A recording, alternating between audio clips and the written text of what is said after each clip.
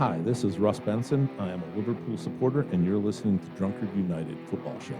You all need Jesus. Yeah, apparently he thinks we need marriage counseling too, because he threw a humdinger of a question our way. Yeah, he did. He also tried a little other reindeer tricks, and yeah, no, that shit wasn't fucking flying. Wasn't happening? No. Well, no, guess not- what? He not said in we this need house. Jesus. We've got Jesus in a bottle today. Let's start the show. Born in the land of Bowie, Maryland. Bred to be a fan of fucking Everton. Punch you in the eye and drink your rye. Sam Houston. Sam Houston? Arsenal fans have another Sam. AKA the fucking Gooner Graham. Stump of my lord. Looks great in shorts. Sam Grammy. Sam Graham. Fucking United!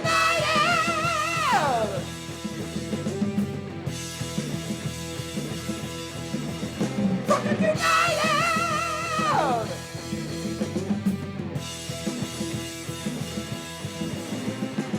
Hello and welcome to the Drunkard United Football Show, a completely biased recap of the English Premier League as told by two common American schmucks. I am your host, Sam Houston, and across the way from me is the relieved Samuel Graham. Sammy, it's finally fucking back. It's finally back. fucking finally thank God back. it's finally back. Oh my gosh. Took long enough. How you doing, buddy? Doing very well, thank you. How are you? Good, good. You're over there like taking 50 fucking pictures, aren't we now, huh? Yeah, I do a little photo shoot here. Yeah, social media specialist here. That's it. Yeah. Well, we're recording at Studio H just outside our nation's capital since he doesn't want to have a back and forth. You can check us out on most podcast platforms. Be sure to rate, subscribe, and review, and most importantly, share with a footballing friend. Should you want to chat with us, there is many ways that you can. Sammy, why don't you take a second away from your pretty photo there and tell the good people how they can get in touch? No. It's like we're at DUfootballshow on all the social medias, Instagram, Twitter, and Facebook, and DUfootballshow@gmail.com if you want to get in touch via email. Which he is so anxiously trying to take the perfect picture for Instagram. That's for damn sure. You are a whore. You really, really, really are a whore. Sam and Yes, myself I am. both work in the wine and spirit industry and both have a deep, passionate love for all things distilled spirits. So as the red-blooded Americans we vow to have a drink in our hand throughout this show and every show. Sammy, we said we were going to just go to gin and tonics and gin cocktails, but when you get a whiskey like this, you gotta fucking drink this whiskey. Absolutely. So I was able to procure a bottle of WhistlePig Estate Oak Rye Single Barrel. 15 years old. Legally, it was aged, though, for 16 and a half years. However, WhistlePig does not have a 16-year-old UPC that they pay for, so they release it under the 15-year-old label. Yep. This one comes in at 109.8 proof, so it is a barrel strength, little humdinger we got here. This was actually picked out by one of my stores, Mr. Justin from All of You Liquors in Ellicott City. Great fucking guy who has great fucking taste in whiskey. A great taste in whiskey. Being a good guy is debatable. I mean, you know he's going to listen to this, right? I You know should he be is, fucking nice. which is why I got to get my digs in. He said no to me too many times in the last 2 weeks. Just kidding, buddy. I love you. But yeah, excellent little whiskey here that they picked out. Fun fact, the only single barrel 15-year-old in the state of Maryland. Yep, it is the first one. Yep. And there is also, for the whole Mid-Atlantic region, there's two. There's one in D.C. and there's one in Maryland. I believe there's a couple in New York and a few down in Texas, but there's not a ton out there right now. So it's one of those kind of rare finds. And the thing that's beautiful about these, the barrel strength, is that Vermont finishing really shines through. So it has this, basically Vermont oaks, we talked about before, has the really, really tight ring gauges, which really intensifies the vanillin compound of the wood, which is going to give you a lot of really kind of sweet notes, and like the vanilla specifically. But with this, they toast the barrel and then they char it. So it's almost like treating it like a creme brulee. You warm up the sugar and then you burn it. And it's going to have this just wonderful English toffee toasted marshmallow. Yeah. And with it being barrel strength and seeing a little bit more time finish in the finishing barrel itself, It's those flavors on crack. It Oh, is yeah. intensified I was just about to sweet. say the vanilla is pretty big up front for me, and definitely got that sweetness, which is uncharacteristic of rye, really, just in general. Yeah. For me, wasn't a ton of pepper on the back end. To be fair, I had a lot of what you said. It's almost like a dessert. With this one, you're getting a lot of creme brulee, some creaminess on the back end, very nice round mouthfeel. Little warm going over the top, but I enjoy that. I think that's you expect it when you're doing a barrel proof. This is what you're Absolutely. going to expect. and you want that. You still want to know you're drinking whiskey. Yeah. And this lets you know you're drinking whiskey. I do want to mention, though, Justin was nice enough to dig through all of his cases and find me bottle number 22, of course. I always, anytime I come across a single barrel, find bottle number 22 because my father passed away on the 22nd of a month. Justin understood that, did the extra work, and found me that bottle in his cases. I didn't have to dig through myself, so big ups to you.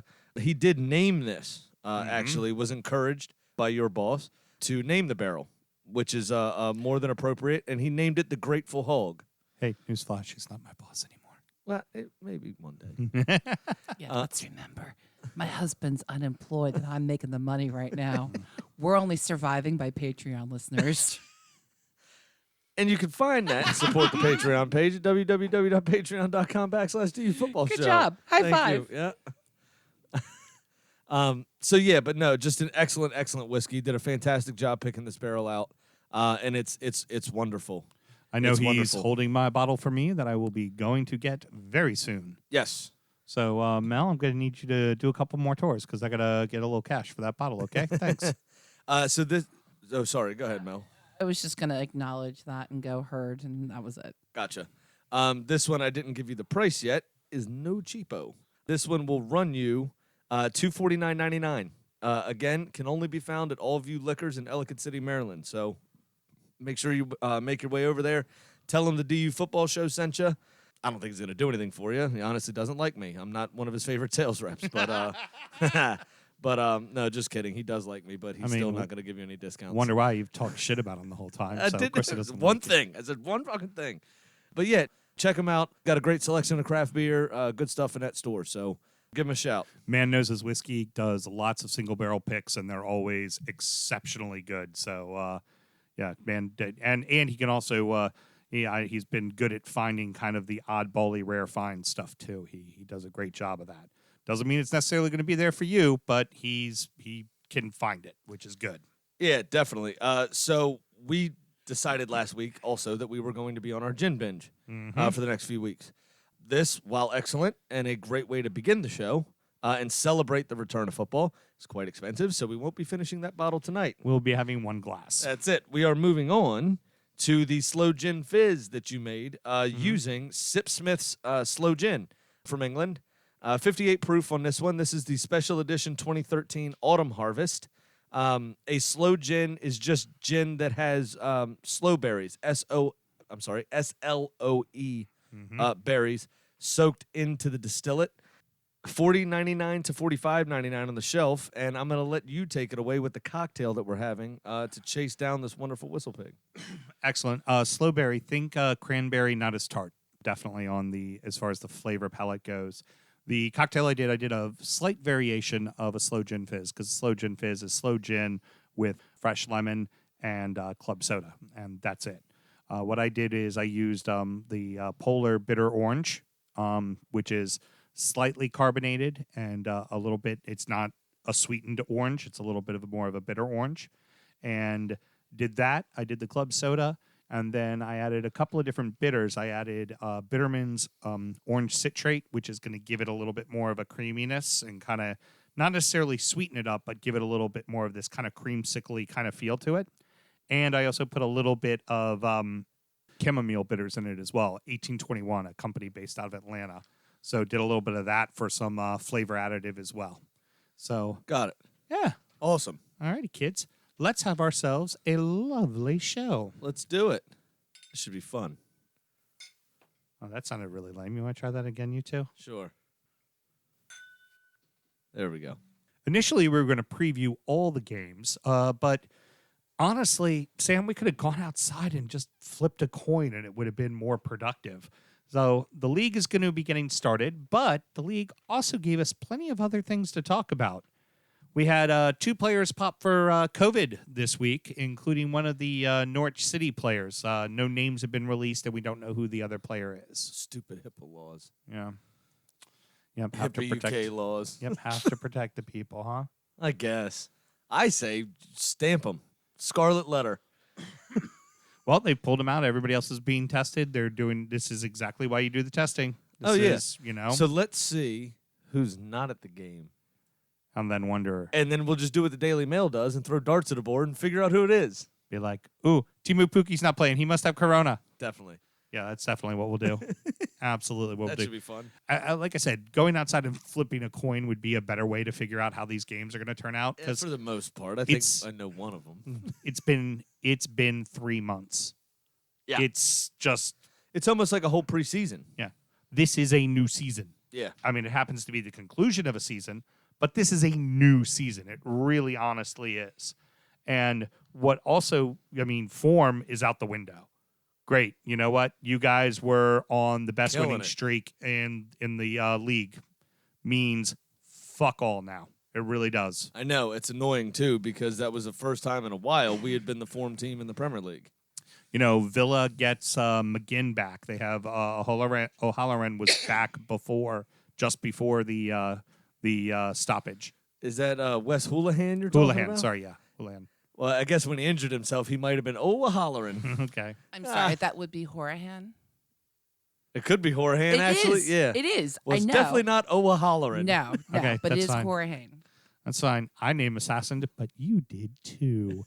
Ha, I'm just ha. saying, I was a as little- I the messed up resident one letter. villainista, I know some things. You've got Kane and everybody's personal inspiration, Son, coming back.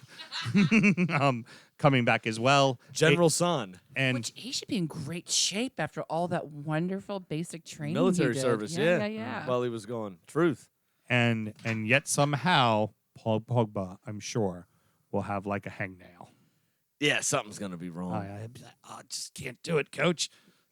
Sorry, gym teacher. Can't get out there today. Can't get out there today, yeah. Yeah. Is that I lost my left boot?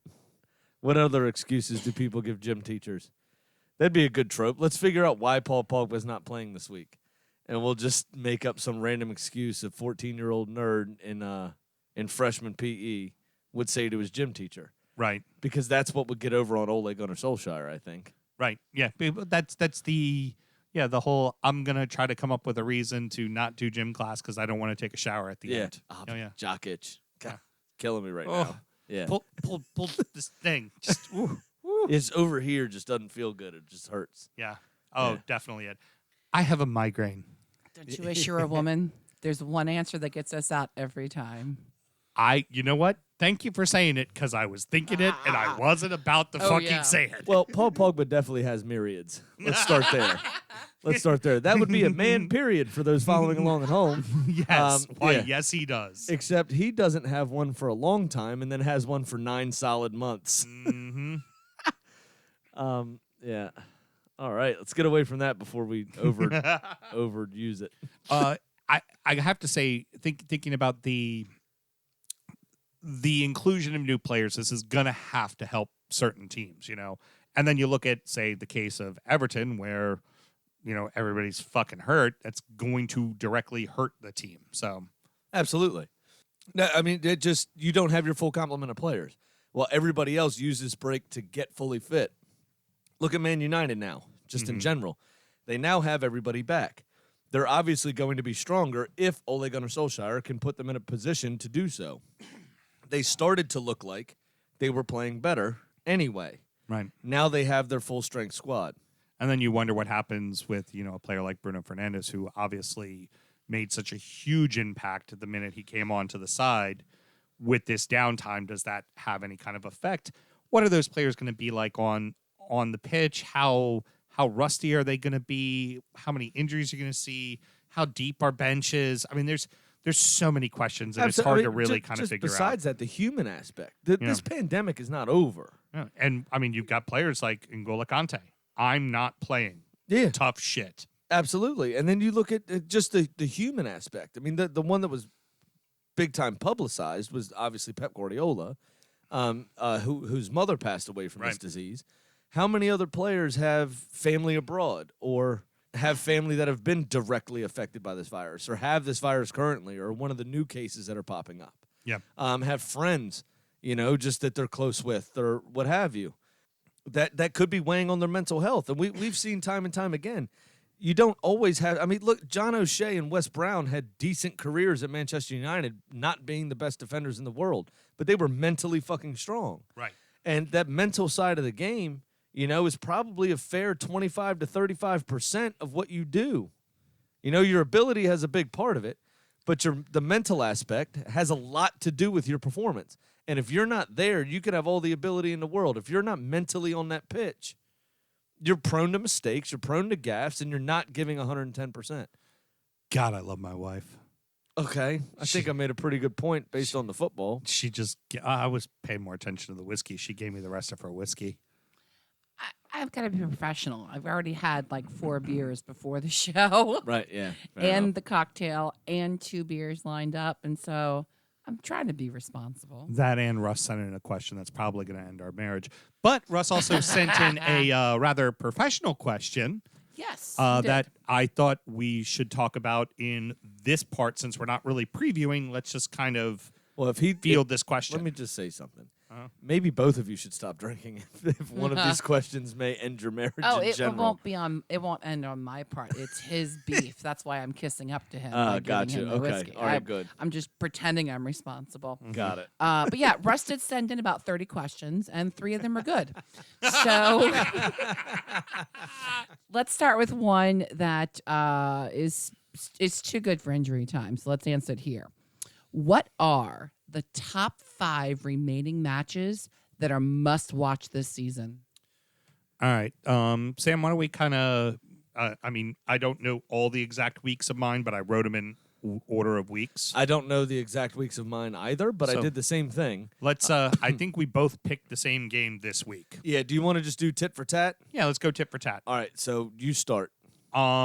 This week, Manchester United at Spurs. Same thing. Yeah, I mean, now, of course, if Arsenal beats City, then the Merseyside derby becomes the be-all, end-all because it's Liverpool's opportunity at winning a title. Yeah, of course. And we picked these going throughout the rest of the season. So, There'll obviously, be changes. other results obviously will play into it. Just on the face of it, these are important games. So the very next week, what's your next game? Mine happens to be the very next week. I've got Newcastle Villa. And I did this basically because the first week, Spurs Man United was basically just both teams chasing a European place. Spurs can close the gap. Are you serious about being contenders? Who wants to make a charge for Champions League? Right. Is really what it comes down to. Exactly.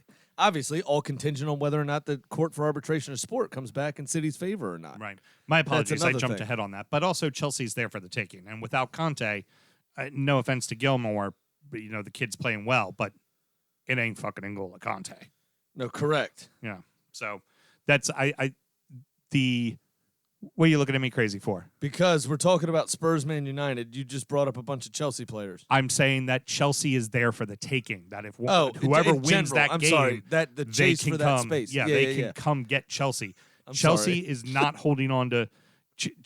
Fourth is within striking distance. So Yes, Champions League is still on the table. Hell, Champions Absolutely. League is still on the table for you. Champions League is still on the table for Sheffield fucking United. Yeah. Champions League is still on the table for fucking Wolverhampton. Absolutely. But those two, that's a big showdown. It's Ole versus Jose, and it's going to be for the be-all, end-all. Right. So your next game you said was Newcastle Villa. Newcastle Villa. And I just basically said that this was a great chance for Villa to pick up 3 points. Mm-hmm. And kind of distance themselves, get out of the relegation zone, and start hopefully getting some momentum here, because we've not been shy about our stance that we want them to stay up. Mm-hmm. Newcastle also, Newcastle's slipping. Not slipping. Newcastle doesn't care. They're probably safe in all likelihood. They could be pulled into a relegation battle, but they're probably safe. And let's face it, they're a little distracted right now. They're absolutely a little distracted right now. So, yeah. Now, is that at Villa or at Newcastle? It's at Newcastle, I think. Okay. And that for me, Could be a smash and grab. I believe so, yeah. And I think it's one of the few away wins that Villa could pick up. And Newcastle ain't scoring any fucking goals right now either. My next one is Watford going. I'm sorry, here I didn't hold it. Southampton going to Watford. I feel that it's the kind of game where Southampton, if they lose to Watford, suddenly are in the relegation talk. They're in the relegation battle. Watford will be at a point where they're just about to maybe, like, that'll get them up really with some breathing room, right? Mm-hmm. So it's really this turn point game where it's not going to be a necessarily entertaining game to watch, but the finality of it is very important. So this was actually my third game. Oh, very cool. Yeah. For the same reason, there's a potential of Southampton getting sucked back in. Yep. Depending on other results, of course. And then Watford maybe putting distance between them and the rest, depending on other results. Mm-hmm. So, yeah, I completely agree. This is a very important game for both clubs and their fate, necessarily. So that was your third game. I'll give you my third game. The title may already be decided, but it also may not already be decided. Liverpool at City. Yeah. And even if the title is decided, it's the victory lap. And you have to imagine Pep ain't going to let there be a victory lap. Well, correct. I don't think Liverpool will give a shit. am more interested to see whether or not there is a guard of honor if Liverpool has already won the title. If it happens to be they won it the week before, you're supposed to guard to honor the next week, right? Yep. And I want to see if that happens. You stand either I side. don't know what that is. The opposing players stand on the non-championship winning team. Right. Stands either side of the tunnel as the champions walk out and applaud. Oh. It's a guard of honor. Yeah. Any chance of that happening against Everton? No, because that's the only place It would they be could, the following week that they Okay. would right, do it. because they would have won the league if we beat City. They Right. would have won the league at Everton. Got it. All right. Probably. Thank you. Carry on. But I'd rather do a guard of honor than have them win it on your ground. yeah. I'd much rather do a guard of honor. So- and I don't want to do a guard of honor either. But just with the recent there wasn't really a beef between the two, but just the recent rivalry, I guess you'd call it. Between They've been the good, two challenging, clubs. exciting games. Yeah, absolutely. I'd like to see if Pep, finds it within himself to do the shit. Yeah, ESPN last year rated this the #1 rivalry in all of the English Premier League. But And I'm this like, isn't you're a out of your- rivalry. I'm like, you're out of your fucking mind. They made, of the top 10 rivalries, Merseyside was number 10. I'm like, See, because I totally get North London. There's an argument to be made for Manchester United, Liverpool. There's an argument to be made for. But seriously, in the top flight, So here's the thing.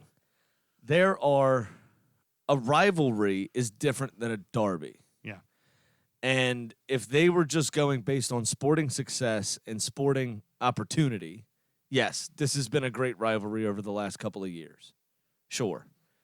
But is it the game everyone gets excited for? No, because honestly, the last few of these big games and Big Six clashes and all this stuff are very tentative. Yeah. They're actually quite boring games, unless you're a nerd and a pervert, because it's all very tactical in the midfield, and both teams are just trying not to lose ground on the other, right? mm-hmm.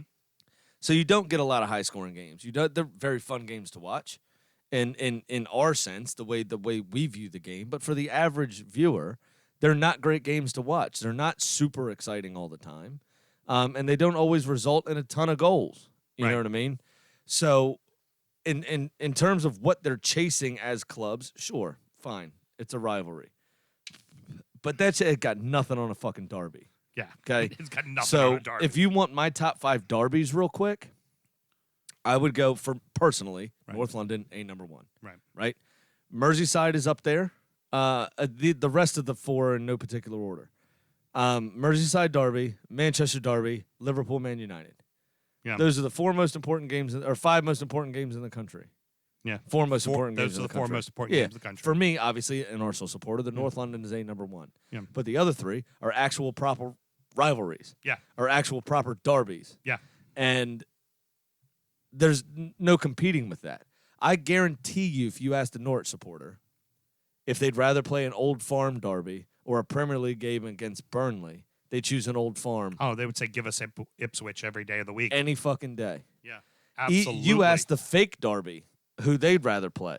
Oh, I was gonna Crystal say, Palace and Brighton. I was gonna say number 5 is clearly El Gatwico, right?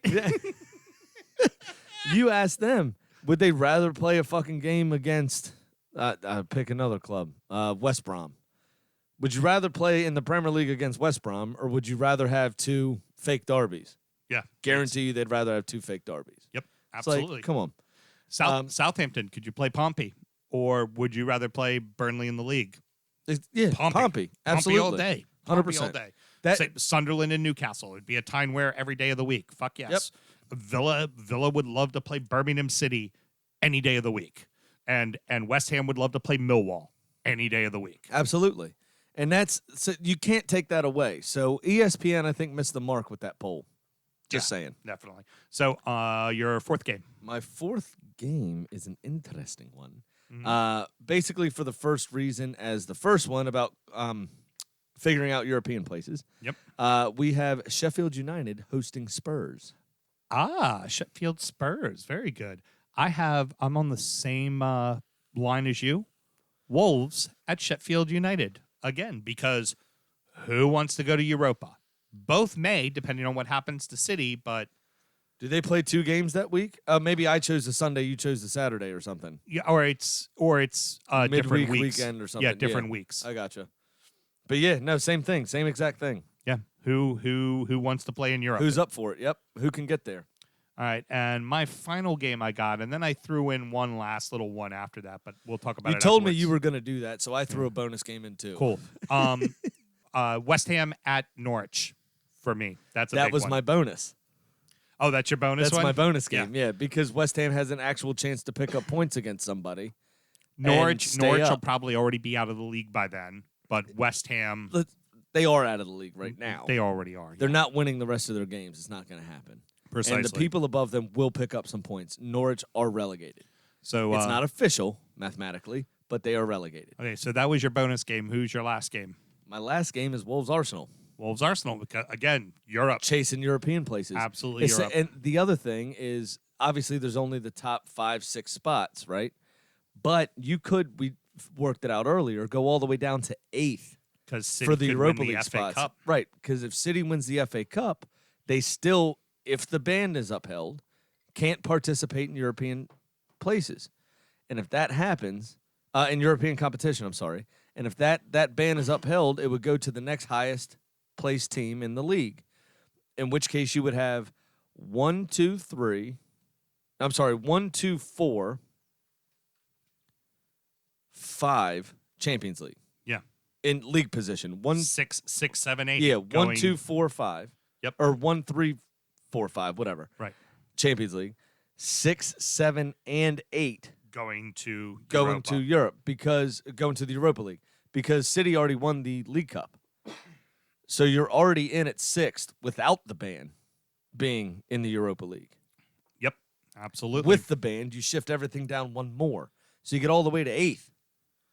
At that point, 6, 7, 8 going to the Europa League. Interesting shit. Absolutely. My bonus was it could mean something. I don't think it will because I think it will have been figured out before the last week of the season.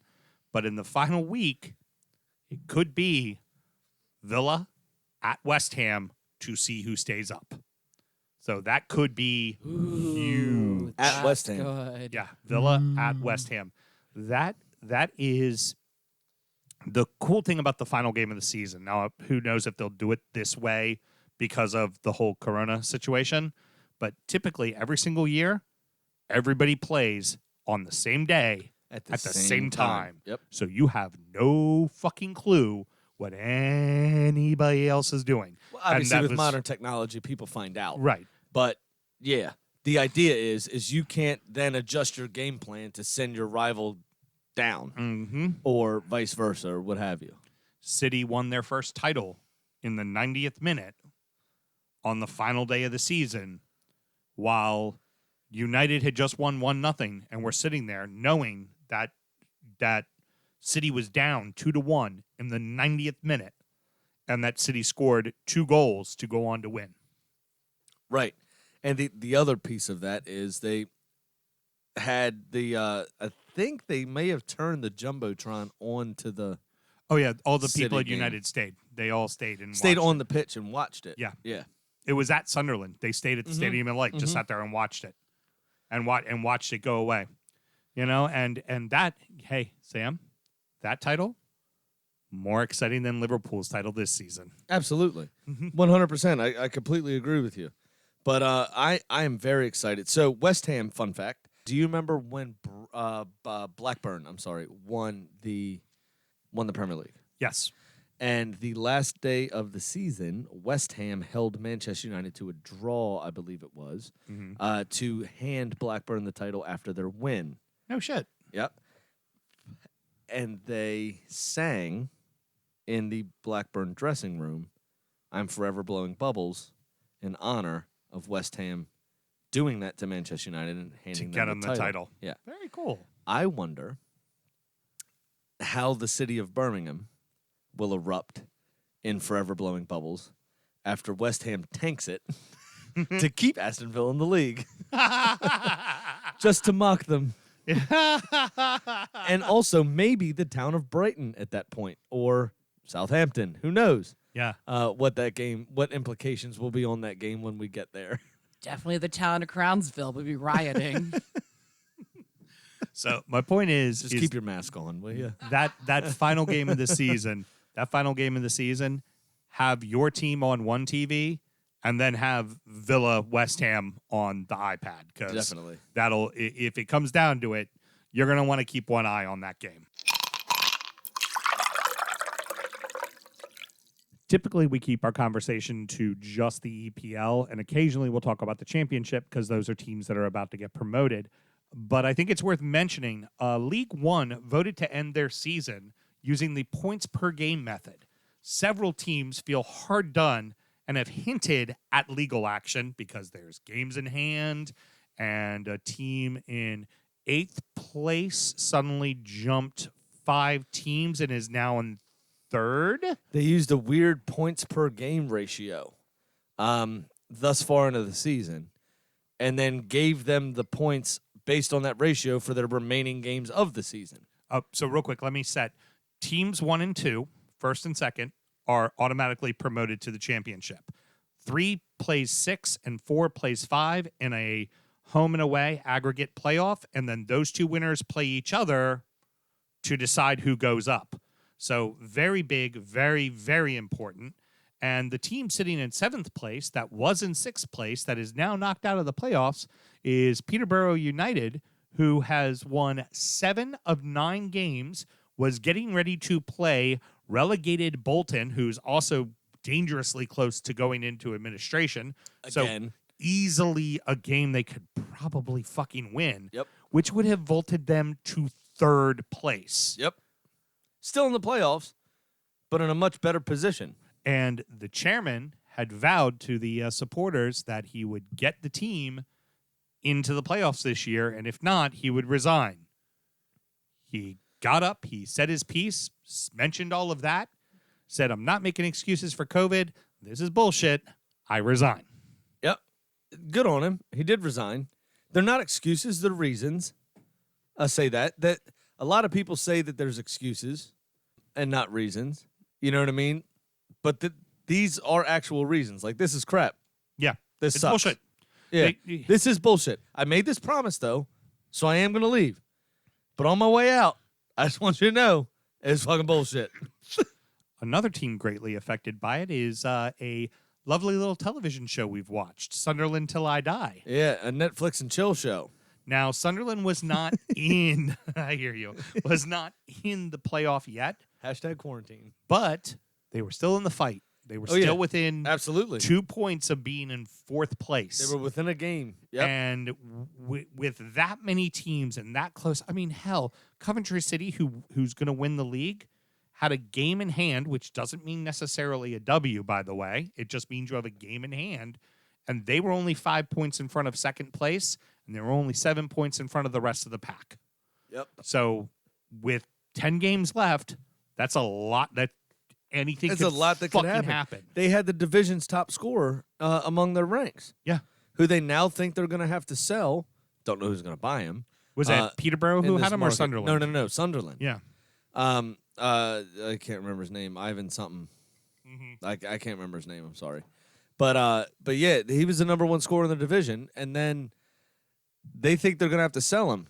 Like I said, in this market with all of the lost revenue over the last 3 months, don't know who's gonna buy him to help keep them afloat.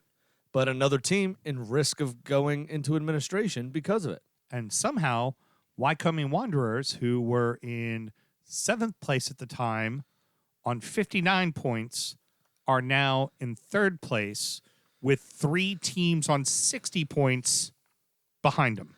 Right. So Wickham is one of the teams that greatly benefited from this. Wickham, okay. I thought it was Wycombe. Thank you for Not a problem. correcting me. Here's the problem.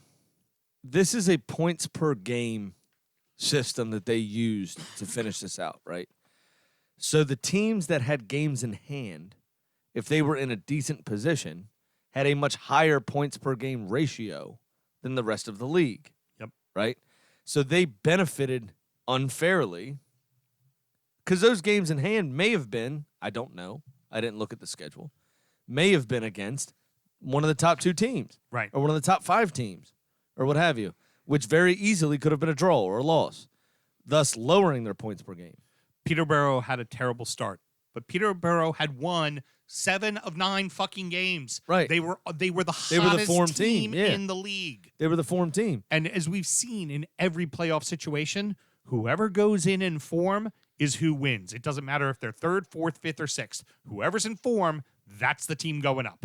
Almost every fucking time. Yeah, agreed. So now there may be a precedent by the time this hits British court, by the way. Mm-hmm. There may be a British precedent by the time this hits British court. Really? When you see what Tranmere is planning on doing, what Sunderland might do, what a few of those other clubs affected might do, Peterborough. Peterborough, as well. Sunderland, and Tranmere, which we'll get to in a second, have all already said they are seeking legal action. Right. So has Hearts in Edinburgh. A potential precedent here could be set in short order with Hearts being relegated from the top flight in Scotland. There was a proposal of reconstruction for one season, seeing an expanded top flight from 12 to 14 teams, with 10 going through the other leagues of Scotland, also named the Championship League 1 and League 2. Right, of course. But just 16 of 42 member organizations were voted in favor of it. So they were going to save the relegated clubs, keep them in each league, still promote who they were supposed to promote, Right. scrap playoffs, right? And that was it. So there was going to be 14 teams in the Scottish Premier League next season, as opposed to 12, taking up the top 2 from the championship. And Hearts especially was the one most vocal about it. They are going to sue.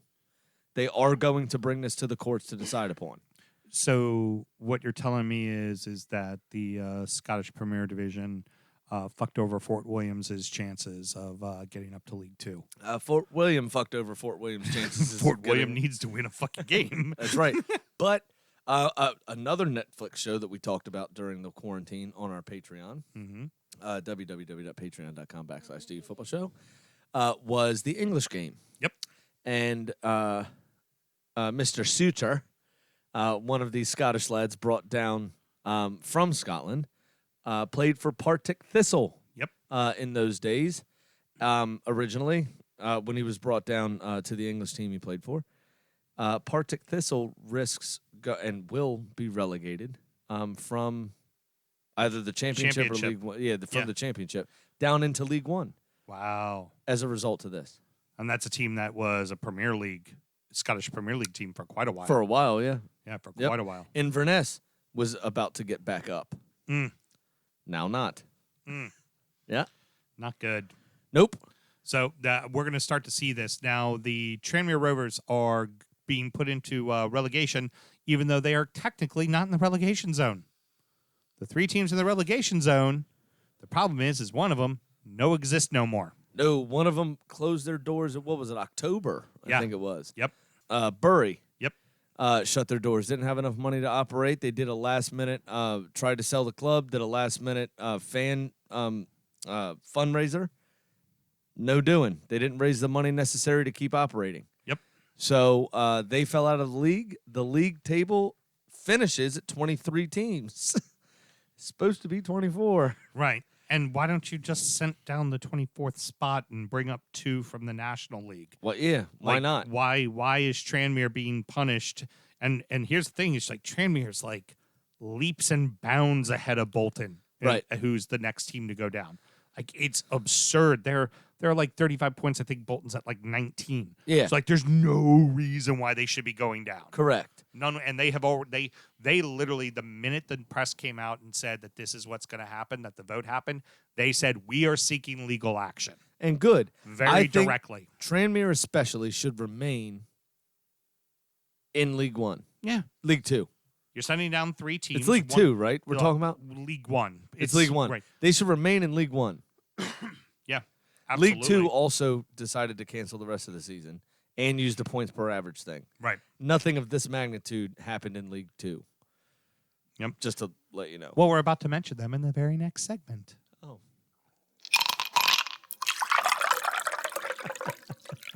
League Two, Northampton, the Cobblers, who we discussed on our FA Cup third round show because they were into the third round of the FA Cup. The Cobblers. Yes.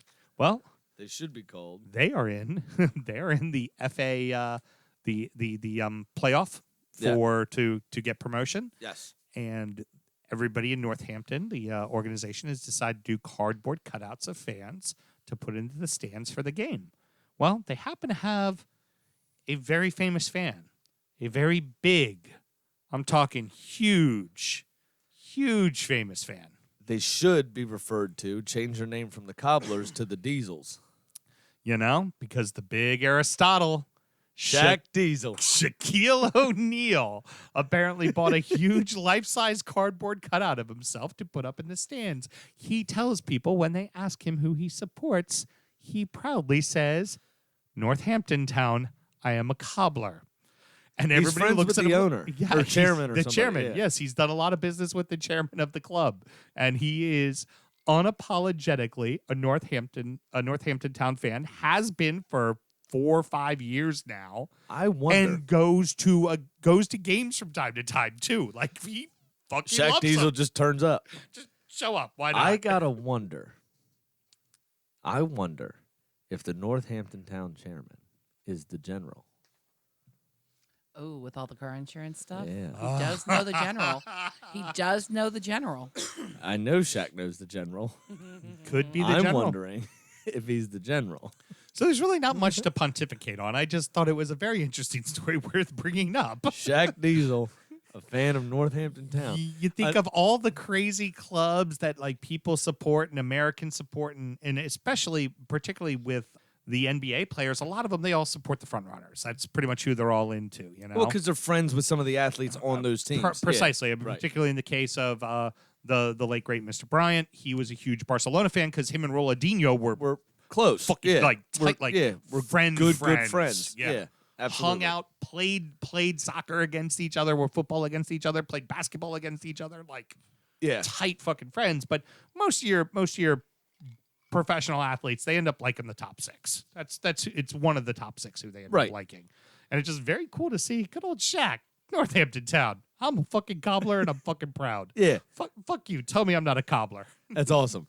The other thing I would say about that, and another show that we listen to that we never mention on here and will not and continue to not do. Nope. They made the wonderful point of what happens if you paid all that money to have your cardboard cutout in the stands at Northampton Town and ended up behind Shaq and can't be seen by the television That's right. cameras. Because Shaq made it very clear.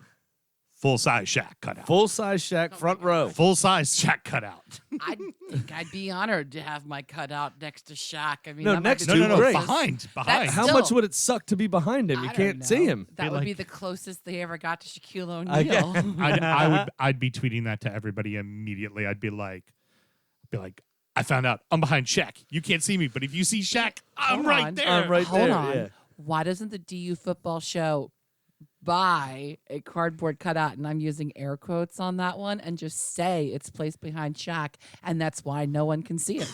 Well, if they're smart, what they do, the person that if they know they're behind Shaq, you do a picture like this with the arm, and you have them tape them to the top with your arm around Shaq, being like, All right, You now. know, I might actually buy one of these. All right. I might get obviously how much. If they're 10 pound or less, I'm buying one. All right, we need to get on to some serious stuff here. Okay. Russ had Uh-huh. another question. Not a particularly great question, but Russ had You another want question. that on this show? Yeah, we're All doing right. that on this show, so go ahead. So Russ sent in a question for Mel. I got to go back and scroll. With Villa going down, fuck you, Russ. It's not decided yet. At the end of the season, what Malort-loving club will Mel choose next year? Okay, so I've been debating on this. First of all, I think it's a little premature because Villa is still a Premier League team. But should the very unfortunate circumstance come to fruition, I have a couple options. I could go with my second choice team, Leicester, but I'm not feeling good about that because I still want to be a Villa fan, and I do plan on watching their games next year if, not when, Russ, if they go down. So that leaves the question, if they go down, probably Jack Grealish won't be playing for them anymore. Mm-hmm. So I've decided if Villa gets relegated and you guys want me to keep up the whole Malort shot bit, I go where Jack goes. Whichever Okay. team picks up Jack Grealish, that'll be my team. You and go if where he Jack goes. and if he switches mid-season, well, next year I go where Jack goes. Now, that also means if Jack gets injured and he's not playing, I want a free pass. I'm actually disappointed in you. Why? You go right down with your boys. That's who you No, chose. I'm going, That's but in your blood. for the show, it's a Premier League show. Fair enough. So you need a team to support. I need a here. team. Like if it's a Premier Okay. League show, Fair Sam enough. said I needed to have a Premier League She team. even told me, she was like, "You're gonna keep paying for ESPN Plus, right? Right, And you'll yeah. let me know if Villa is one of the selected games on ESPN Plus Gotcha. for the yeah, championship." Okay. Like, All right. Good. I'm I'm in the going fan to watch club. them. I got the gear. Okay, good. Lindsay's my girl. I am not abandoning Villa. Okay. So I was trying to think of the fairest way to maintain Yeah. the bit. Following a player is not a bad deal. Well, that comes here's- up- and you can't be Leicester because Vardy did some unspeakable things to your Let's chicken. not even talk about that one. So Russ's follow-up for Mel. If Jack Peter Grealish, I like how I put the full name in there. If Jack Peter Grealish signed with Liverpool, would you switch your alliance to your husband's sworn enemy? I will leave this to the two across from me. To which I say what I said before, I go where Jack goes, baby. And you can go out the fucking door because we won't be married anymore. I mean, Russ did want me to start playing You Never Walk Alone. Yeah, exactly. Engineer. Russ, my fucking show. You're never Sam, yes, I know it's your show too. I'm Excuse talking me. directly to Russ. I think it's I'm- our show. I'm talking to Russ. What a dick, Graham. Sam, if Mark told her to play Spurs bullshit, like what is it, the fucking stupid Star Wars opera thing that they use, right? I have a joke. I'm not going to say it. But if they go to play, if he reached out to her and said, play that during Sam's, and you then, this is my fucking show, fuck you, I would have no problem with that because it is collectively our show. But Russ, no, fuck you. You're not going to get fucking You'll Never Walk Alone ever played on here. Again. Only way that's Again, going because I have played it before. only way that's going to happen is if you produce a show and you play it, and then you won't be a guest on this show anymore. So just letting No, you know we that. need Russ because I like taking vacations. Yeah, I go where Jack goes. So if Jack signs with Liverpool, despite the strain it will put on my marriage, and I'm going to put my paper up so he can't eyeball me while I'm saying this. That's why she gave me that's why she gave me the fucking whiskey. She's trying to be nice. Oh yeah. I go where Jack goes. Good news, That's fair Shaq is no way in hell going there. Not going to Liverpool. No, Not a but chance. I go where Jack goes, and if Jack stays down, well then I'm just not gonna have a Premier League team. I She's guess just going to be Arsenal, hands down. That's the end of the No, Well, I story. mean- in fact, I'm dreading it. That's one of the teams I'm like, oh, I don't want Jack to go to Arsenal. Liverpool's fine. We I don't actually think could use somebody like Jack at our club. Your team We're not Villa's spending that amount of money. Villa's going to want upfront money. It can't be deferred because they need to All right, straighten listen, their books. Listen, I've already made fun of myself for being Eastern Motors. I don't need you to help me with second chance credit either. I'm not making fun of you. I'm stating facts. It's going to be United. It's going to be United. It could be. There's others.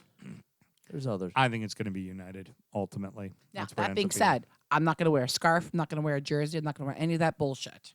I'm just following the player, and that's the thing. I'm still a Villanista. That's fine. For the show, yes, that's fine. I'm still a Villanista. And that's fair. Well done to you. I just, have a thing for Captain Jack. And you know what? You can walk your ass alone right out the fucking door, woman. It's time to tell you what little we know. It is prediction time. All right, Sam, we're back to doing real bets. Yes. Holy shit. After I won a bunch of money during the quarantine that I can't add to my total. But you are currently down $1,797. Just worth reminding you. I probably won that amount during quarantine. And are you going to stick with the bet that you made in England? Because while we were in England, we did make prediction bets. I'm going to stick with mine. I am sticking with mine, and if you'll remind me of that, that'll be great. What was Absolutely. it? An Arsenal-Leicester double at the weekend, wasn't Yep. it? Arsenal to beat Brighton, Leicester to beat Watford. You were going to put down 200 instead of 100, which would win you 903 now. The odds actually went up in your favor. Wait. All right, so I am going to stick with that. However, I'm not going to add to the parlay, but I am going to do something separate from that because I am very deep in the hole and very excited that we're back. So, on the midweek games, I will pick Villa to win against Sheffield United and there to be under 3.5 goals in City versus Arsenal. Okay, very Okay. good.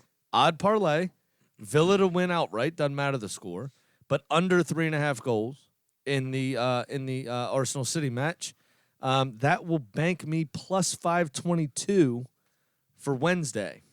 Which would put you in the almost positive. It would get you down to like $300, I think, right? I think that's a No, good... I'm only putting 100 Okay. on it. So it would 500. I would be at minus 12 and change. Okay. And then if I won the weekend, also yes, I'd be minus 300. Yes, There you go. right Okay. around there. I don't know the exact. I numbers. think that's a great bet. If Villa comes out strong like they did at the beginning of the season when they beat Everton, then they'll be in good shape. Yeah, definitely very astute.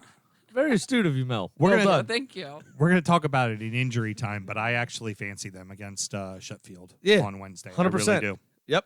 So yeah, and then the weekend, as we said, it's a Arsenal Leicester double to outright win both their games. 200 on that one, plus 903. So I've got two bets for this week. Sam, someone is really, really, really excited about there being live games to bet on. All right. And now, it's time for our degenerate gambling friend Pat's Pick of the Week. Go big or go home.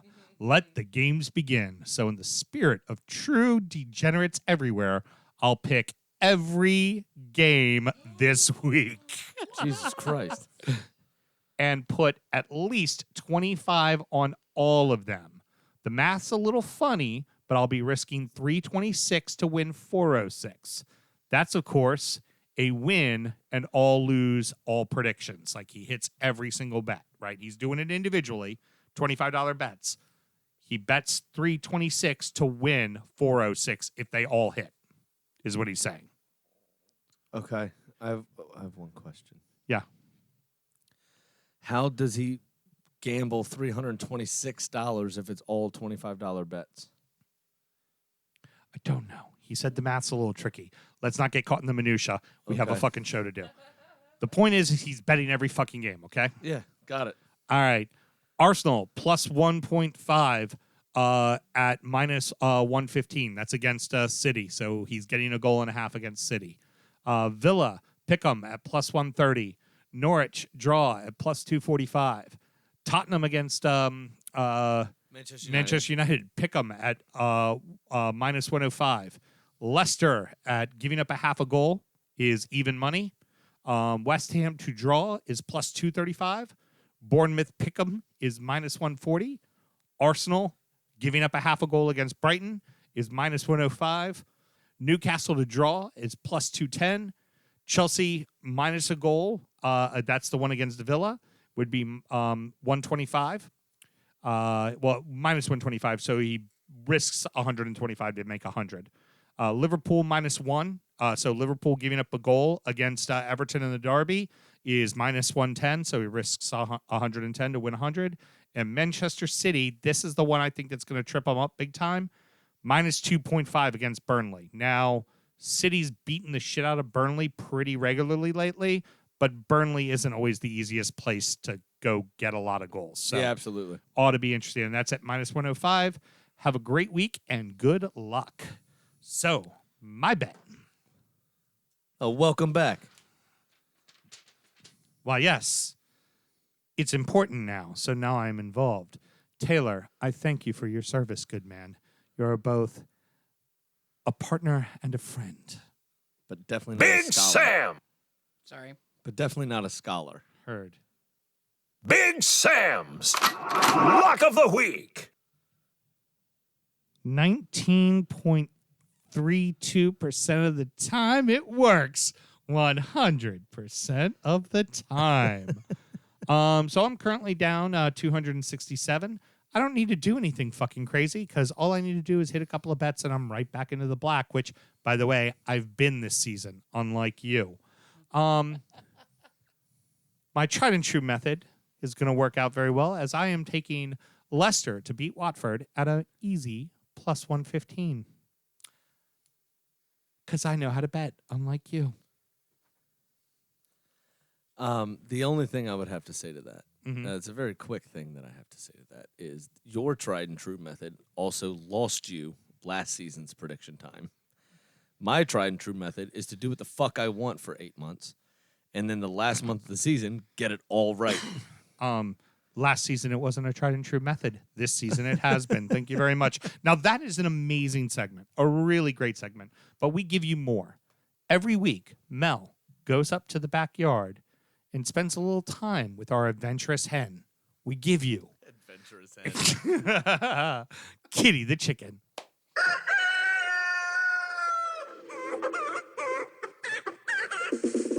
Well, You know you missed that music. oh, yeah. I did a little bit, to be honest with you. The boys are dancing to the techno chicken music. Now, Miss Kitty had a great dinner tonight. She had some Maryland crab finally. Oh, yeah, picked the shells clean because she was celebrating. Kitty was elated to hear that the Prem was back because she was growing bored with betting on the squirrels in the backyard, and she's ready for some serious action. So this week, I gave her Aston Villa hosting Sheffield United, a.k.a. Dumplings. As I looked around the coop, though, I did notice there were some dents in the fencing. And then I looked around and I realized Kitty had on 2 different slides.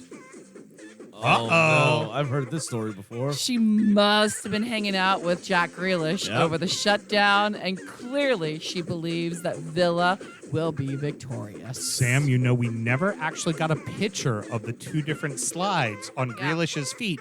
I wonder if one was really small, only covering his pinky toe. We've now covered the mystery of where Grealish's other shoe went. Apparently my chicken has it. Yeah. And everyone, always remember to gamble and drink responsibly.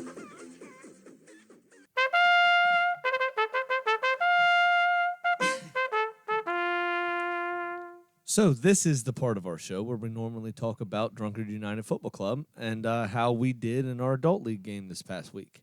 But we no play. We still no play. We are supposed to, as of now, start up again next week, the 23rd, I think that is. Don't know if we are officially or not, but we're supposed to. I will not be on your bench. I don't know if I'm going to be there yet. Heard. We have enough people that have said they will play that we will have a team should the game go forward. We will let you know how we did should that happen. This segment has been replaced by our new favorite Belarusian Premier League team, Belarusian, however you would like to say that, FC Slutsk. So, Hells yeah. Sammy, why don't you tell us how they did this weekend? Watch the game. It didn't go so well. Streaming on YouTube, by the Yep, way. absolutely. Lost 3-0. Ooh. gave up a goal in the 33rd minute. There was a lot of pressure from Gordina.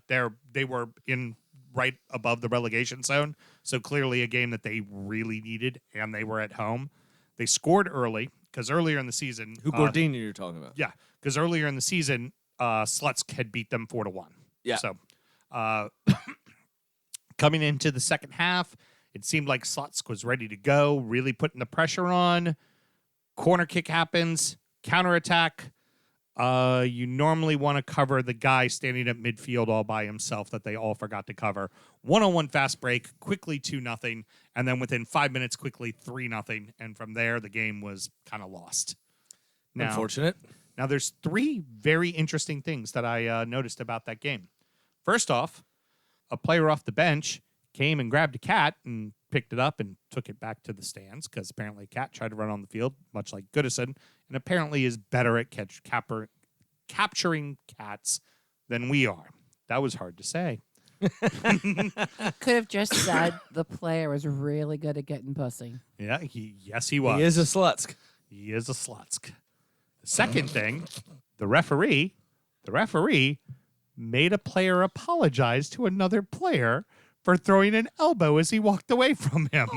Got up, walked by the guy, threw an elbow into him. Ref walked over, gave the yellow card, pointed, and made him turn around and go back over and go, "Sorry about that, pal," and went on his way. Sweet.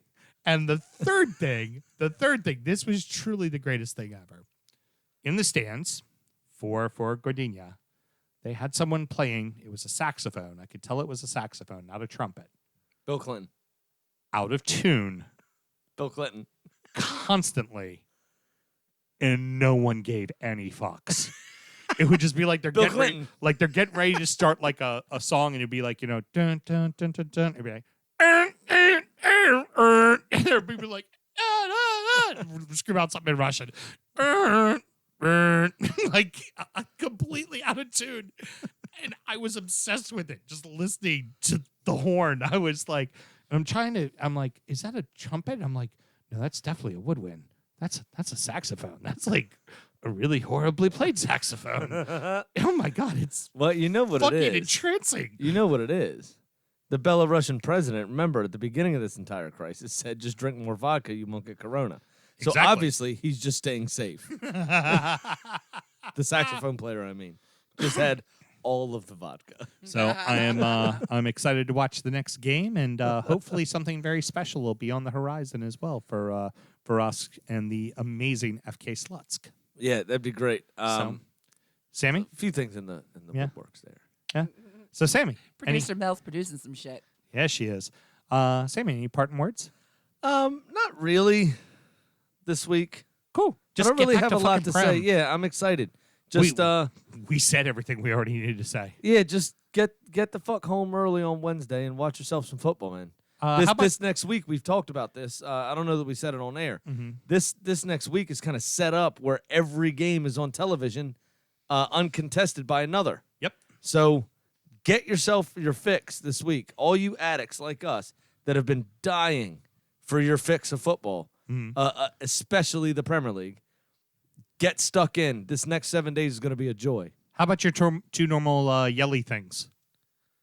Oh, yeah. Wash your hands and stop killing black people.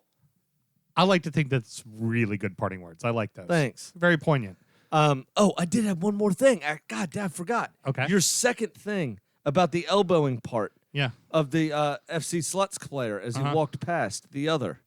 I would have been sent off in that situation because fuck you, I'm not apologizing.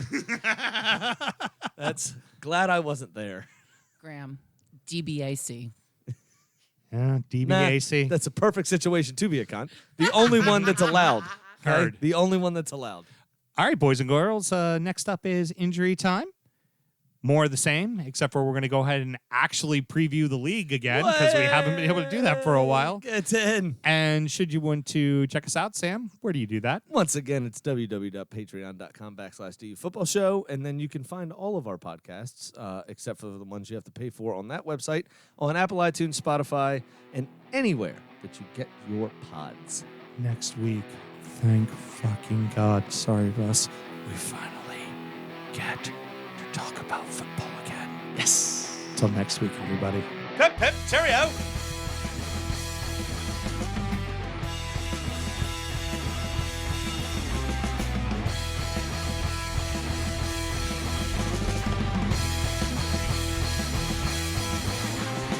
Born in the land of Bowie, Maryland.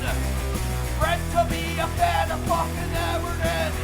Punch you in the eye and drink your rye.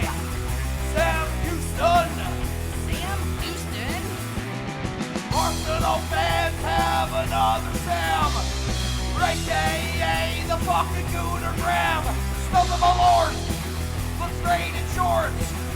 Sam Grammy. Sam Graham. Drunken United!